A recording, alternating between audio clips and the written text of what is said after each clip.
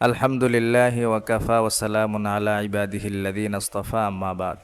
সম্মানিত দেশবাসী, বর্তমান সোশ্যাল মিডিয়াতে একটা বিষয় খুব আলোচনা সমালোচনা হচ্ছে, সেটা হলো শাইখ আহমদুল্লাহ সাহেব এবং তাহিরি সাহেবকে নিয়ে।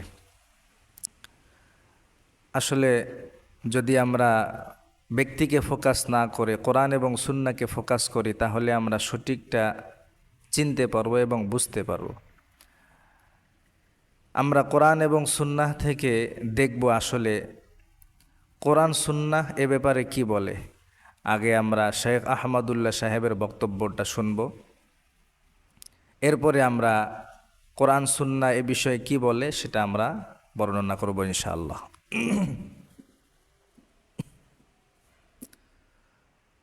যাই হোক, শেখ আহমদুল্লাহ সাহেব যে কথাটা বলেছেন, আসলে এ বিষয়ে আলোচনা পর্যালোচনা করার ব্যাপার।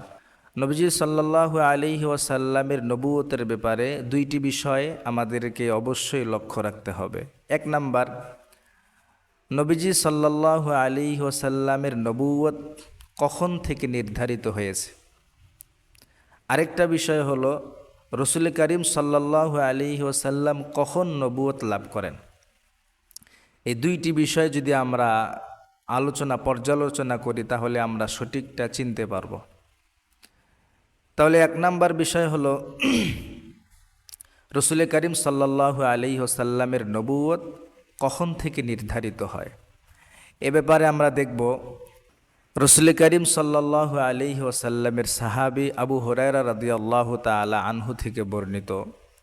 আবু হুরায়রা রাদিয়াল্লাহু তাআলা আনহু রসুল করিম সাল্লাল্লাহু আলাইহি ওয়াসাল্লামকে একবার জিজ্ঞাসা করলেন, ইয়া রাসূলুল্লাহ, মাতা ওয়াজাবাত লাকা নবুওয়া, হে আল্লাহর রসুল, কখন থেকে আপনার জন্য আপনার প্রতি নবুয়ত নির্ধারিত হয়েছে।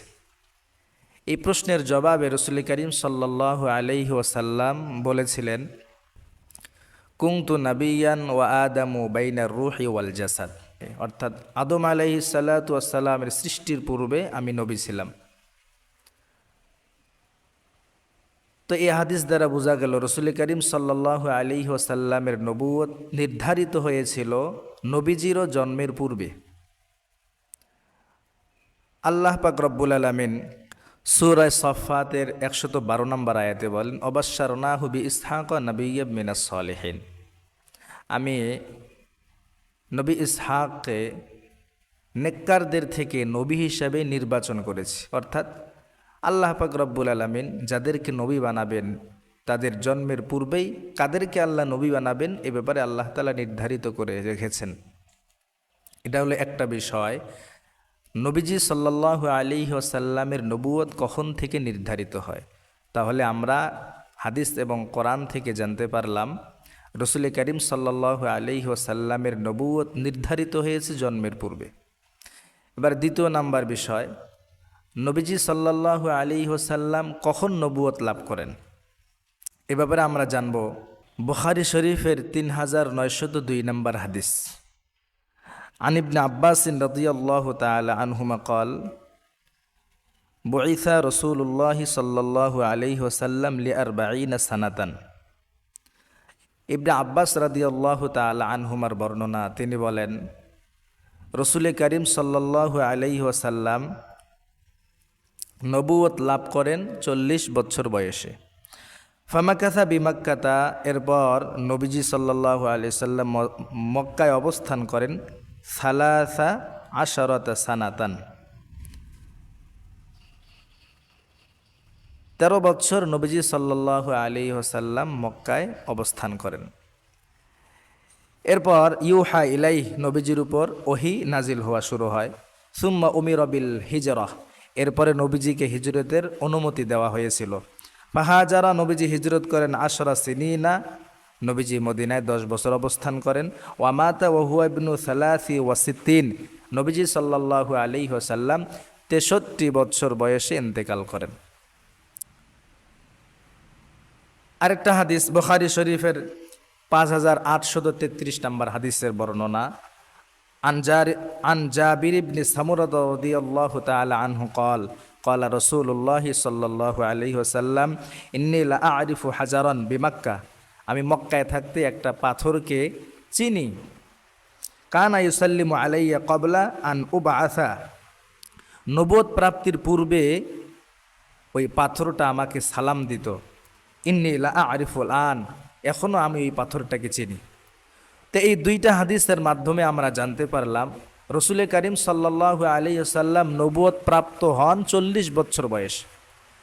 নবীজি সাল্লাল্লাহু আলাইহি ওয়াসাল্লামের নবুয়ত নির্ধারিত হয়েছে জন্মের পূর্বে, আর রসুল করিম সাল্লাল্লাহু আলাইহি ওয়াসাল্লাম নবুয়ত প্রাপ্ত হন, নবুয়ত লাভ করেন 40 বছর বয়স। শায়েখ আহমদুল্লাহ সাহেব এ কথাটাই বুঝাইতে চেয়েছেন যে আসলে নবীজি সাল্লাল্লাহু আলাইহি ওয়াসাল্লাম নবুয়ত লাভ করেন 40 বছর বয়স, কিন্তু কোরআন এবং সুন্নাহের জ্ঞান না থাকার কারণে তাহিরি সাহেব শায়েখ আহমদুল্লাহ সাহেবের ব্যাপারে যে কুরুচি মন্তব্য করলেন, তাকে যে তাকফির সাব্যস্ত করলেন। হাদিস শরীফে ইরশাদ হয়েছে, কেউ যদি কাউকে তাকফির সাব্যস্ত করে আর সে যদি কোনো কুফরি করে না থাকে, তাহলে এই কুফরিটা তার নিজের প্রতি লেগে যায়। অর্থাৎ যার ব্যাপারে কুফরি লাগানো হলো সে কাফের হবে না, বরং যে কুফরি লাগাইলো সে কাফের হয়ে যাবে। তাহলে আমরা কোরআন এবং হাদিস থেকে জানতে পারলাম রসুল করিম সাল্লাল্লাহু আলাইহি ওয়াসাল্লামের নবুয়ত নির্ধারিত হয়েছে জন্মেরও পূর্বে, আর রসুল করিম সাল্লাল্লাহু আলাইহি ওয়াসাল্লাম নবুয়ত লাভ করেন 40 বছর বয়সে। কোরআন এবং হাদিস দ্বারা আমরা জানতে পারলাম তাহিরি সাহেব যে এই মন্তব্য করেছেন, এই মন্তব্যগুলোর মাধ্যমে আমরা এটাই জানতে পারি আসলে তাহিরি সাহেবের কোরআন এবং সুন্নাহর জ্ঞান নাই। যেহেতু তিনি মাজার পূজারী, মাজার পূজা করতে করতে কোরআন হাদিসের জ্ঞান তো নাই, মাজার পূজা করতে করতে মাথার তারও ছিঁড়ে গেছে। যাই হোক, এ সমস্ত মাজার পূজারীদের কথায় কান দিয়ে নিজের ঈমান আমলকে বরবাদ করবেন না। আল্লাহ তাআলা আমাদেরকে সঠিকটা বুঝার তৌফিক দান করুন।